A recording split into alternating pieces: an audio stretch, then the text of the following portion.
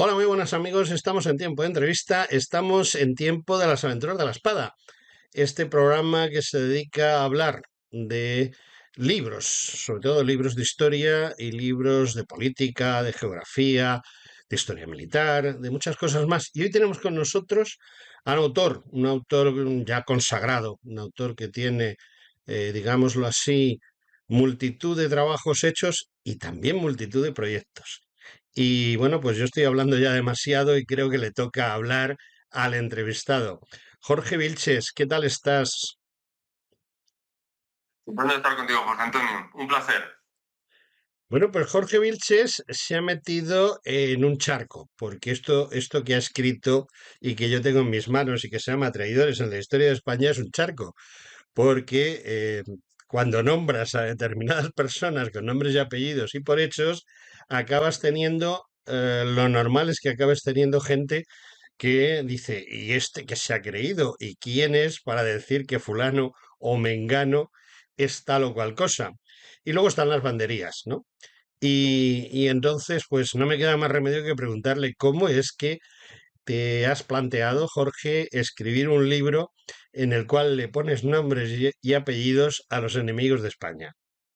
Traidores a España, porque si fuera traidores a España, supone que yo en el libro lo que expongo es una idea de España y en función de esa idea de España que yo tengo, pues en una España monárquica y católica o una España republicana y laica, que no es el caso, claro, pues en función de esa idea de España hablar de esos traidores a esa idea de España. Y sobre eso ya hay cosas escritas, hay algún libro precisamente citado en la introducción que acogiéndose a esa idea de España como monárquica y católica, pues habla de los traidores a esa idea de España. Pero el libro habla sobre los traidores en la historia de España, es decir, todos aquellos personajes que fueron considerados traidores en su momento. Con lo cual, yo me acojo a la definición de la Academia Española de la Lengua, que yo creo que siempre merece un respeto, no en todo, pero en estos casos de fundamento, sí, a este lado y al otro del charco, y para la academia un traidor es aquel que es infiel a un proyecto determinado, aunque prometió obediencia, y por otro lado, traidor es también aquel que elabora o trabaja para desestabilizar a una sociedad, en este caso la española. Por eso en el libro están desde Bartolomé de las Casas, que por su actividad falsa y mentirosa con el rey y el consejo del reino, bueno, pues traicionó su palabra y generó la llamada leyenda negra, hasta Adolfo Suárez, que fue considerado traidor por el búnker franquista. Bueno, me han surgido tres o cuatro preguntas de ese pequeño discursito inicial. La primera es Bartolomé de las Casas. ¿Por qué empezamos con Bartolomé de las Casas y no empezamos con Bellido Dolfos o con los que traicionaron al pastor lusitano? Mm, ¿Cuál es el motivo? Bueno, el motivo está en que yo tomo España desde la unificación de los reyes católicos.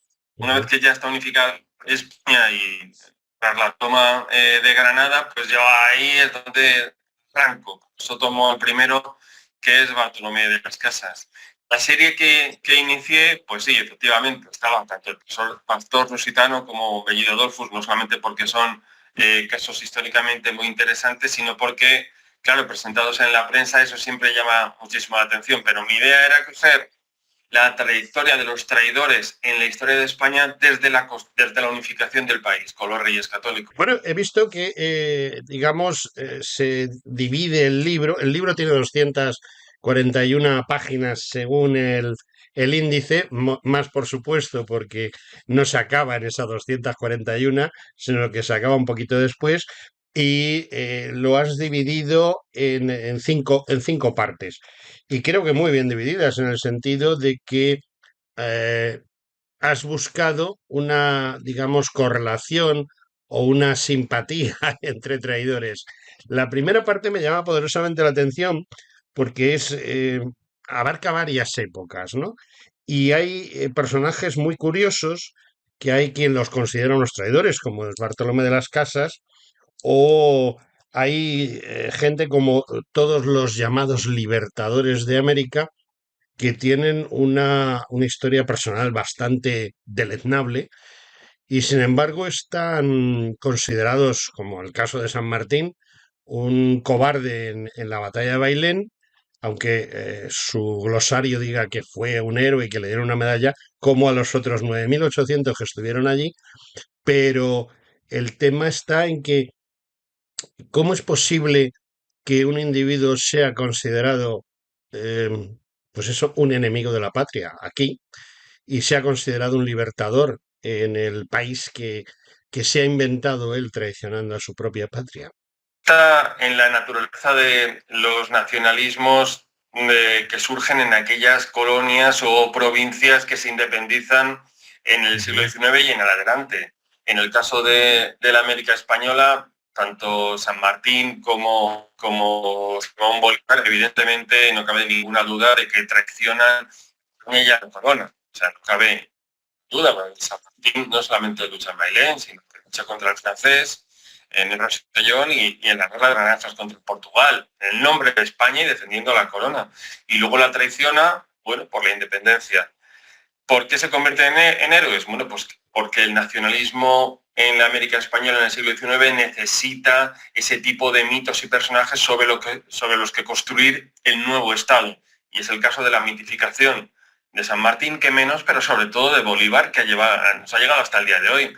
Acordémonos del triste episodio que sufrió Felipe VI, en el que en su presencia sacaron el sable de Simón Bolívar con el que había cometido el asesinato al menos de 200 españoles dentro del genocidio de españoles que en 1813 él mismo ordenó y del que se vanaglorió siempre. Ahí estamos hablando de Bolívar, estamos hablando de San Martín y estamos hablando en tu segundo bloque del libro, hablamos de los traidores a la España liberal.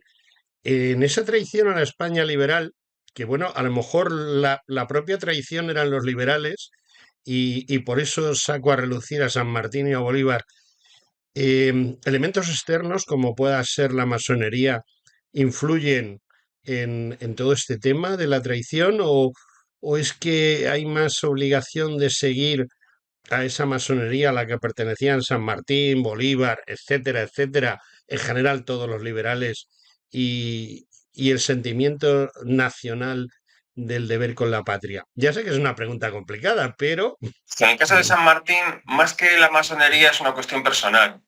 Él siente que los españoles son desagradecidos, sobre todo el gobierno y el ejército es desagradecido con él, porque él aspira a un cargo militar que aquí en España no se le da y que allí en la América Española lo consigue a través del levantamiento contra España. Es una cuestión personal, del CRIM. El CRIM es un tipejo que vive de España como su familia y que únicamente cambia la situación porque es descubierto como agente, como espía alemán en la Primera Guerra Mundial y metido en la cárcel. A partir de ahí coge un odio personal a España e inicia una revuelta con el genocidio de 10.000 españoles que se dice pronto.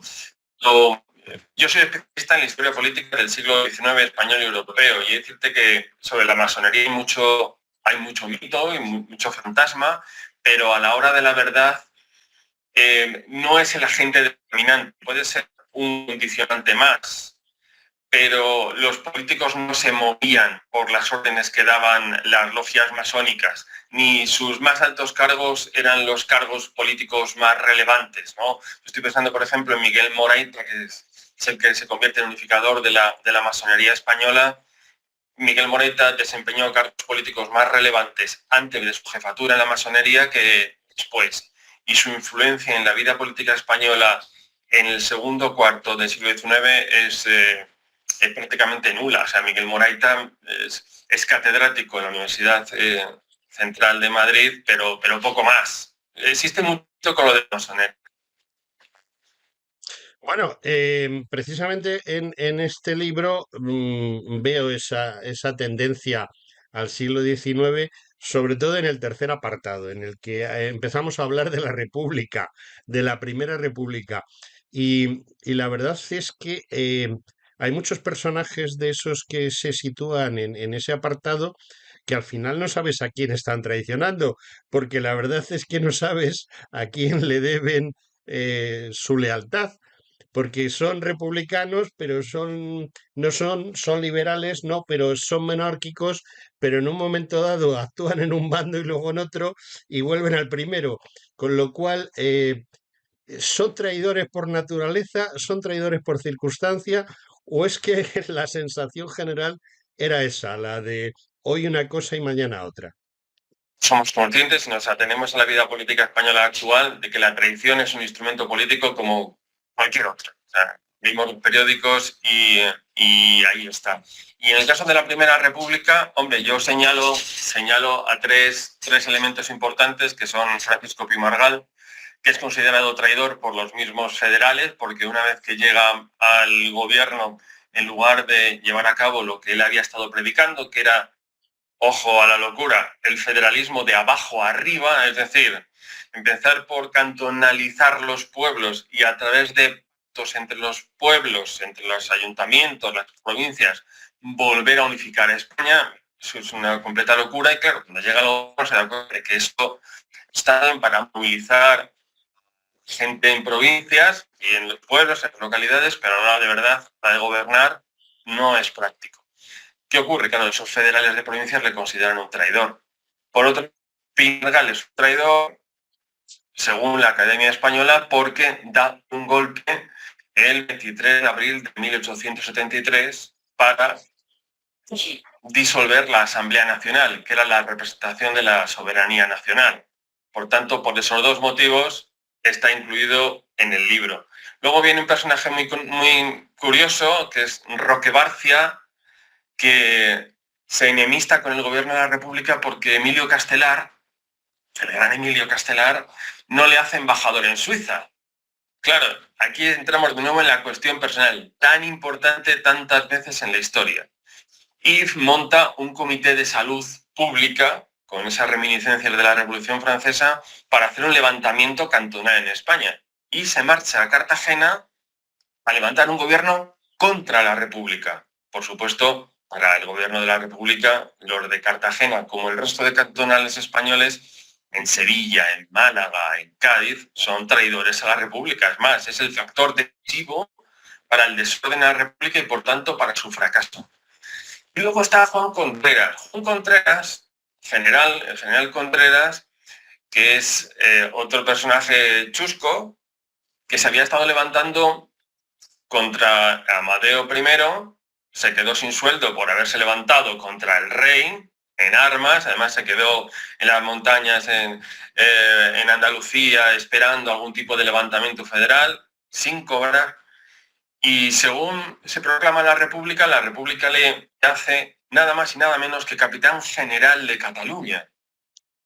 Claro, cuando llega este tipo a Barcelona, permite el levantamiento en Barcelona y la declaración del Estado catalán en Barcelona. Evidentemente sigue siendo un traidor. No solo eso, sino que lidera el gobierno militar en la Cartagena cantonal. Es de nuevo un traidor a la República. Son muchos, pero es que la historia del siglo XIX español es bastante rica y complicada en este aspecto. He oído varias veces el tema de que esto es un tema personal, porque la gente no se siente menospreciada y no pagada. Yo siempre he dicho que la madrastra España, lo saben mis oyentes, no suele ser muy agradecida precisamente con sus mejores hijos, pero ¿es eso motivo más que suficiente para cosas como la que estamos hablando del siglo XIX? Sí, aunque yo creo que la idea de la madre España también comporta un idealismo, por un lado, nacionalista, por otro lado patriótico, que son dos cosas distintas, ¿no? Pero que en definitiva nos muestra una idea del fracaso de España, con la que yo no comulgo, aunque sé que está muy extendida, ¿no? Que es algo muy español, que es considerar que la historia de España es un completo fracaso, ¿no? Hasta las cosas tan importantes como la primera globalización y el descubrimiento del nuevo mundo, nuestro siglo de oro, todo ello es minusvalorado y considerado un fracaso. Y nos creemos nosotros el fracaso, y por eso hablamos de la madrastra de España. Esto no ocurría en ningún otro país. Está ocurriendo ahora mismo en Estados Unidos, donde existe una corriente muy poderosa que está presentando la historia del país como la historia del racismo, del machismo, de la explotación, del colonialismo y el imperialismo. Y esa idea del fracaso de Estados Unidos parte de las universidades. Y de las universidades llega a la política.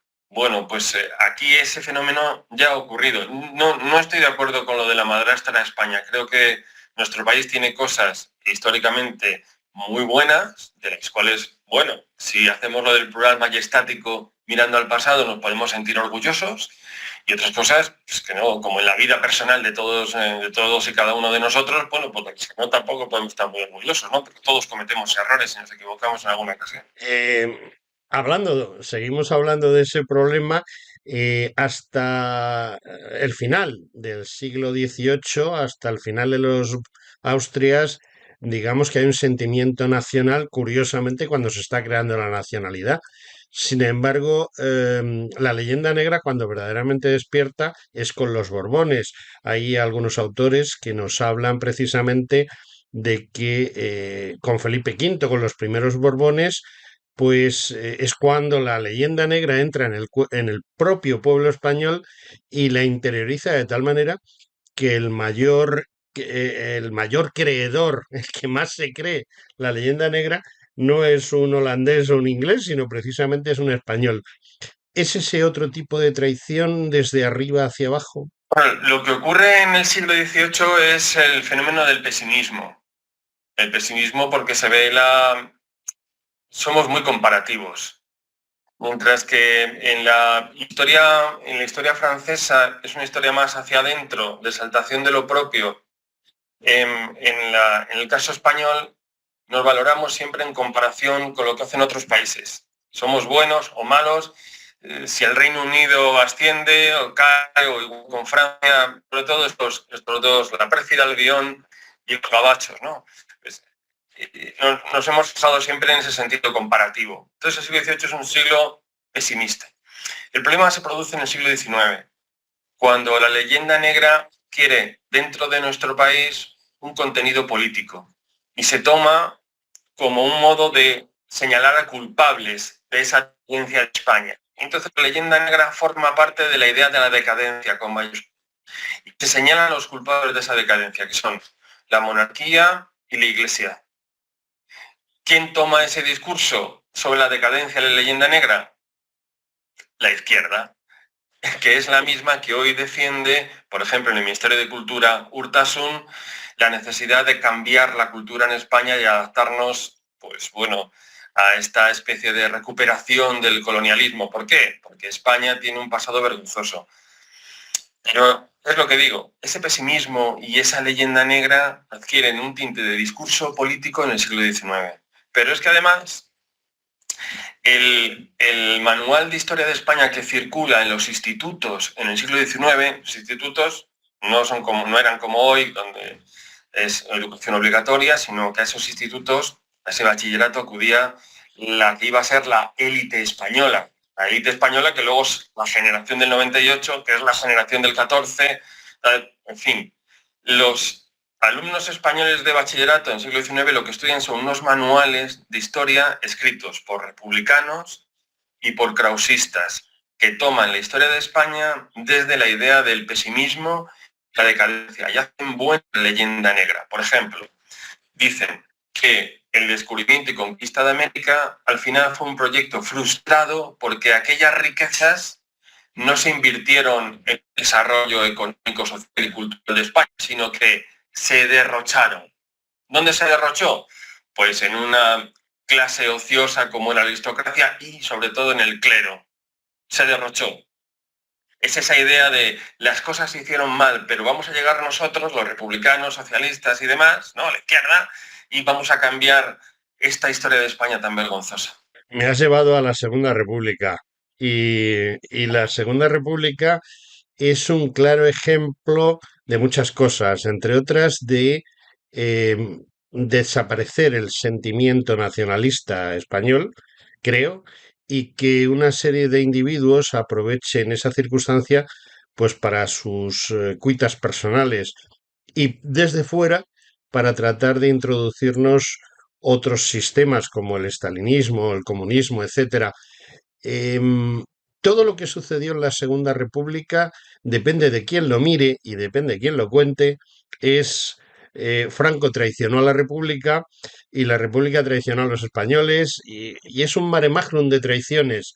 ¿Hasta qué punto podemos considerar que todos esos acusados de traidores en realidad no eran traidores, sino que tenían muy claro que lo que estaban haciendo era bueno o eran perfectamente conocedores de su traición? Porque el PSOE y la izquierda republicana lo que piensan es una segunda república como un régimen propio, Ujú. es un régimen compartido, hacer la revolución, porque el republicanismo en España siempre ha sido otra forma de hacer la revolución, de dar la vuelta al país y que gobiernen ellos. Por eso se levantan en 1934, porque consideran que la derecha les ha robado el régimen, les ha robado la república, lo dice el mismo Companys, y me aparece en el libro, les han robado la república y tienen que recuperarla. ¿Y cómo la pueden recuperar? Como no la pueden ganar por las urnas, recurren a... La Segunda República no llega a través de un referéndum ni de un plebiscito.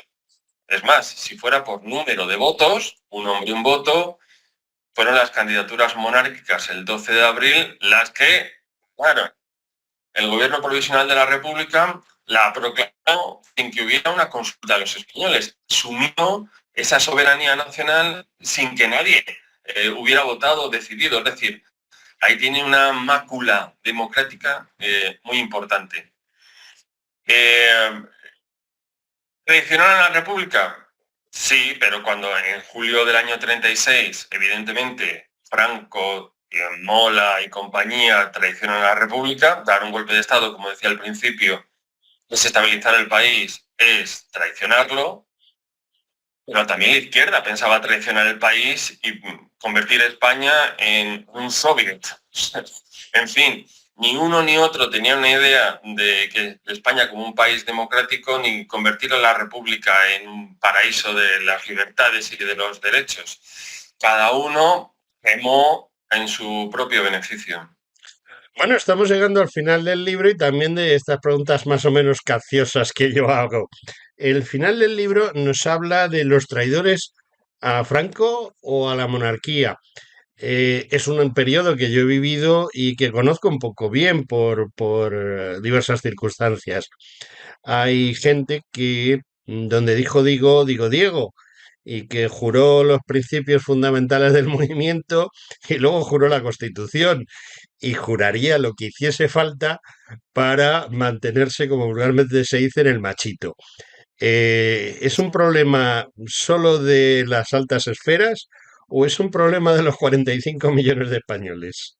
Entrevistaba al último ministro de Franco vivo porque sacó un libro sobre sus memorias, que por cierto ninguna editorial de las situadas arriba se lo quiso publicar. No se lo quisieron publicar porque consideraron eh, que en el libro estuvieran las cifras sobre el desarrollo económico, social, educativo durante la época de Franco podía ser considerado exaltación del franquismo y por tanto vulnerar la ley de memoria democrática.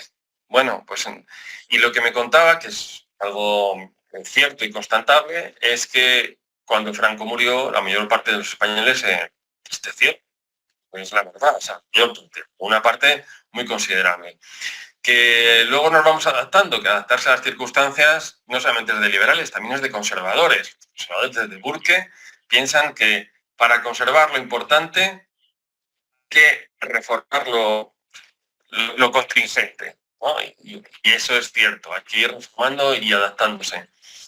Y en cuanto a Franco como traidor, yo sé que esto es muy polémico, pero no lo digo yo en el libro. O sea, yo lo que hago en el libro es recoger a aquellas personas o partidos que consideraron que Franco les traicionó en algún momento. No solamente los republicanos, que ya quedó dicho antes, sino consideró un traidor una parte de Falange, como Ledilla, incluso hubo un plan para acabar con su vida en el año 1941. Heinrich Himmler habló de Franco en el año 41 como un traidor, dijo que había sido un traidor y un cobarde después de que potencias del este, Alemania e Italia hubieran apoyado su bando durante la guerra civil, y la negativa de Franco de participar en la Segunda Guerra Mundial de una forma directa y dejar la neutralidad de lado era una traición. Pero también fue considerado traidor por el carlismo en 1969, porque Franco echa a Carlos Hugo, Borbón Parma y a todos aquellos que hacían algo más que coquetear con el socialismo. Y entonces hay una parte del carlismo que se manifiesta en el año 69, el 4 de mayo del 69, con pancartas clarísimas, que ahí están las fotos de Franco traidor, que decían Franco traidor, sí, señor.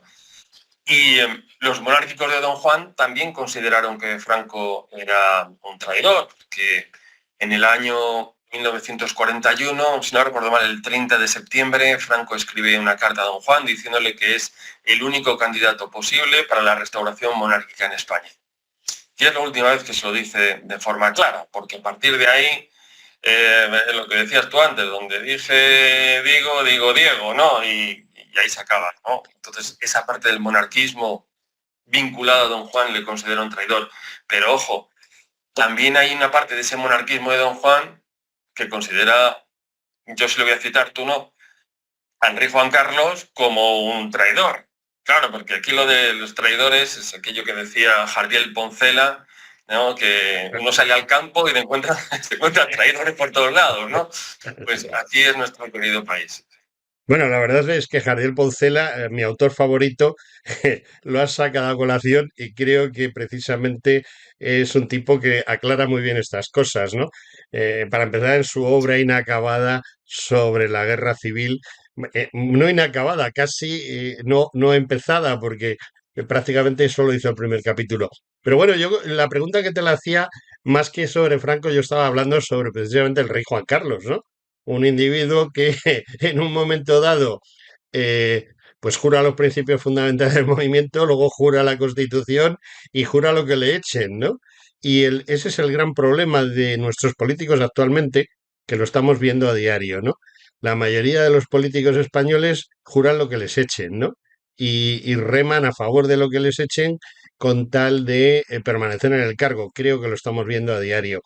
¿La historia será dura con ellos o comprenderá a lo mejor? Porque yo no estoy a favor de nada, sino simplemente pregunto, a lo mejor la historia comprende que eh, no es que hayan traicionado, sino que simplemente ha evolucionado su opinión. También lo señalabas antes, es decir, ¿cuál es el objetivo de la traición? Por ejemplo, Julián Besteiro traiciona a la República en el año 39. Y traiciona a la República con Casado y Cipriano Mea y da un golpe de Estado, acabar definitivamente con la República y acabar también definitivamente con la guerra. El Partido Comunista de España considera que Julián Besteiro es un traidor a la República de los Trabajadores. Pero viendo los resultados que fue el final de la guerra, a lo mejor otras personas pueden considerar que fue un beneficio para el país, ¿no? Lo mismo digo de Adolfo Suárez. Bien, hubo una parte del franquismo, el llamado búnker, que consideró que Adolfo Suárez había sido un perjudo y un traidor, de hecho había sido secretario general del movimiento, y es el que conduce como político la transición a la democracia. Con la distancia podemos ver que nos benefició, pues evidentemente hay una cosa importante que pues sí, benefició la democracia y libertad, y entonces su traición a aquellos principios, su sacrificio en ese sentido estuvo bien hecho. Por eso yo hablo en el libro de las traiciones en la historia de España y no de los traidores a España. Bueno, se nos está acabando el tiempo. Mi última pregunta es la que hago casi siempre. No siempre, pero sí casi siempre. Eh, Tú que conoces, supongo, Madrid, sabes que antes bajabas por la calle Carretas, salías a la Puerta del Sol y a mano derecha había una librería especializada en historia, geografía, política, etcétera, que era la librería San Martín, en la puerta de la cual mataron a un presidente del Consejo de Ministros a principio de siglo, ¿no? Precisamente porque España estaba dudando en si entraron en la guerra, en la Primera Guerra Mundial. Y bueno, lo solucionaron de esa manera. Luego le echaron la culpa a los anarquistas porque alguien tiene que tener la culpa, lógicamente. Yo paso por la puerta de San Martín. Vamos a suponer que no hay una tienda como hay actualmente moderna y veo este libro, Traidores en la Historia de España, Jorge Vilches. ¿Por qué entro y compro el libro?